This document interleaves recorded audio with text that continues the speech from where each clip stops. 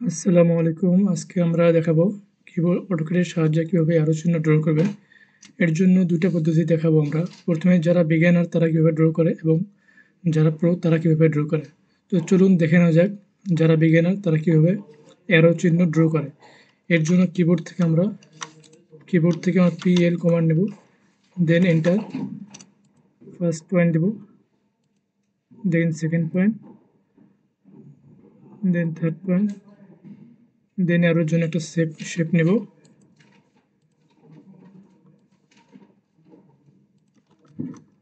এটা হচ্ছে যারা বিগিনার তারা এভাবে অ্যারো ড্র করে।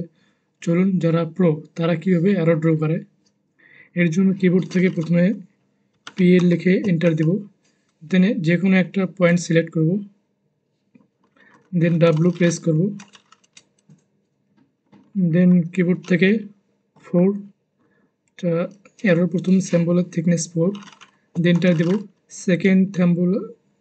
সেকেন্ড লাইনে থিকনেস 4, এন্টার দেব।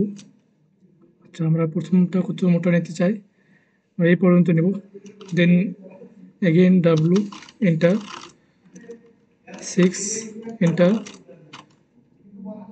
0 এন্টার। এই দেখুন খুব সহজেই আমরা সিম্বল ড্র করতে পারলাম। ধন্যবাদ।